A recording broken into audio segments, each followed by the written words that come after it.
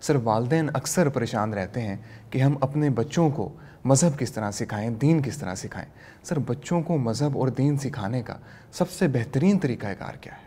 اچھا شعیب صاحب، آپ دیکھیے کہ بڑے لوگ دین سیکھنے کو شاید دین کو یاد کرنا سمجھتے ہیں. میں کئی ایسے زندگی کے واقعات ہیں جہاں پر میں کسی کی طرف گیا ہوں تو انہوں نے کہا جی یہ دیکھیں ہمارا بچہ ہے، اس کو 6 کلمے آتے ہیں، چلو جی سناؤ پہلا کلمہ، اب دوسرا کلمہ سناؤ، تیسرا، چوتھا، پانچواں، چھٹا، اب الحمد شریف سناؤ، اب قل اللہ سناؤ. وہ سب چیزیں سناتا ہے. اچھا وہ سمجھتے ہیں شاید دین کو یاد کرنا دین ہے،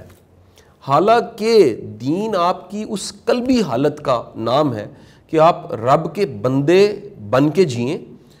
فائدے مند ہو کے جئیں اور اپنے رب کو یاد کریں. آپ کے پاس یہ خیال ہو کہ اقتدار اعلیٰ، ساری کائنات کا طاقت کا ماخذ سورس میرا رب ہے اور میں محتاج ہوں، میں اس سے مانگتا ہوں. بنیادی طور پہ جو بندگی ہے اس سے ساری خوبیاں خود جڑ جاتی ہیں. آپ میں ایگو خود ہی ختم ہو جاتی ہے، آپ تھینکفل ہو جاتے ہیں، آپ دوسروں کے لیے آسانیاں پیدا کرتے ہیں، آپ دعا دیتے ہیں، دعا لیتے ہیں، آپ ایک ایسا انسان بنتے ہیں جو فائدے مند انسان ہے. تو میرا خیال یہ ہے کہ دین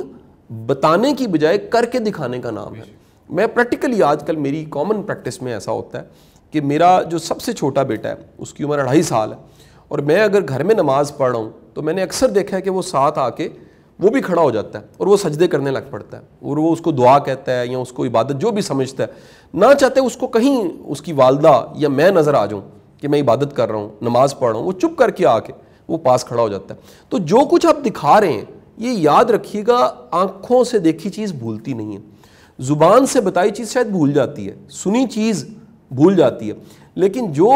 آنکھوں سے دیکھا ہے وہ کبھی نہیں بھولتا. تو دراصل دین ایک فضا بناتا ہے، ایک ماحول بناتا ہے کہ آپ اپنے بڑوں کا احترام کر رہے ہیں کیونکہ اللہ کا حکم ہے، آپ مہمانوں کے ساتھ اچھا سلوک کر رہے ہیں کیونکہ اللہ کا حکم ہے، آپ آسانیاں پیدا کر رہے ہیں کیونکہ اللہ کا حکم ہے، آپ دعا دے رہے ہیں کیونکہ اللہ کا حکم ہے، آپ دسترخوان کشادہ کر رہے ہیں کیونکہ اللہ کا حکم ہے، آپ سخاوت کرتے ہیں کیونکہ اللہ کا حکم ہے. تو میرے بھائی جب تک وہ یہ ماحول گھر میں نہیں دیکھے گا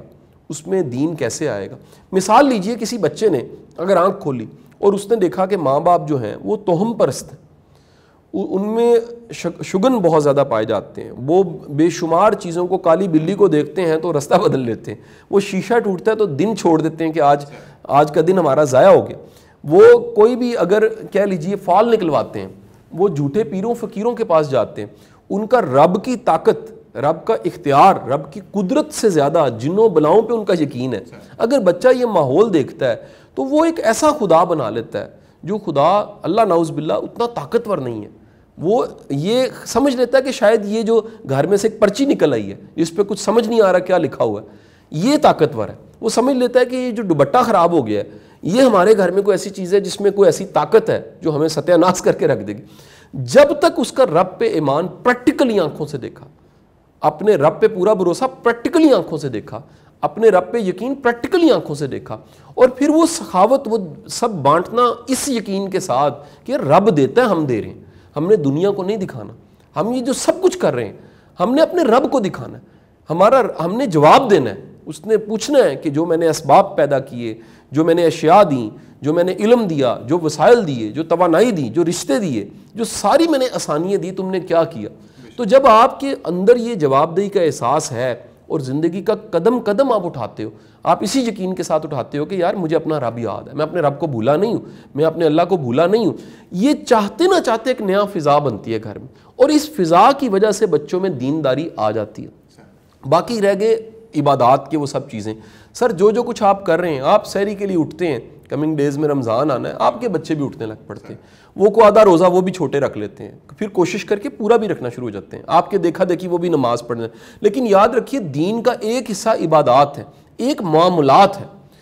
آپ بچے کو دین دونوں بتائیے، عبادات والا بھی بتائیے، معاملات کا دین بھی بتائیے. کہیں یہ نہ ہو وہ عبادات میں ٹاپ کر رہا ہو لیکن معاملات میں اچھا نہ ہو. تو جب آپ عبادات اور معاملات دونوں دکھائیں گے تو جو گھر کی فضا ہے وہ ایک ایسی دینی فضا بن جائے گی جس میں بڑے کا احترام، حیاداری، کون سی بات کب کرنی ہے، اذان کے وقت خاموش ہونا، یہ سب چیزیں جو آپ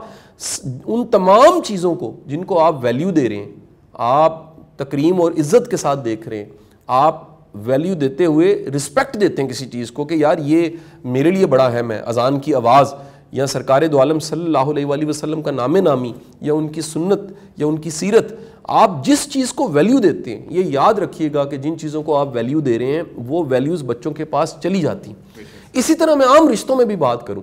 آپ کے بچے اگر دیکھتے ہیں کہ آپ کے گھر میں آپ کے رشتہ دار ڈسکس ہو رہے ہیں، ڈسگریس ہو رہے ہیں، ان کی رسپیکٹ نہیں ہے، یہ یاد رکھیے وہ بچے ان رشتہ داروں کی عزت نہیں کریں گے، کیونکہ آپ نے ان کو فیڈ کیا ہے، وہ نفرت فیڈ کی ہے۔ ایک نسل نے دوسری نسل کو نفرت فیڈ کر دی، وہ نفرت نکالی نہیں جا سکتی۔ وہ سامنے والا اچھا ہو، ہزار اچھا ہو، وہ ثابت کرتا رہے ساری زندگی کہ میں تم سے مخلص ہوں، وہ اینک جو آپ نے لگا دیا اس نے اس اینک میں سے ہی دیکھنا ہے۔ لہٰذا بچوں کو دین سکھانے کے لیے پریکٹیکلی آپ دین پہ عمل کیجیے، آپ دین والی فضا بنائیے، آپ ان کو رشتے دین کے حکم کے مطابق نبھا کے دکھائیے۔ آپ گھر کے دسترخوان، دروازے سے لے کے زندگی کا ہر حصہ، گھر کا ہر حصہ، اس میں اگر دین دکھتا ہے، دینداری دکھتی ہے، آپ کے رویوں میں دینداری دکھتی ہے، اس میں کوئی شک نہیں ہے کہ بچوں میں دینداری خود ہی پیدا ہو جائے گی۔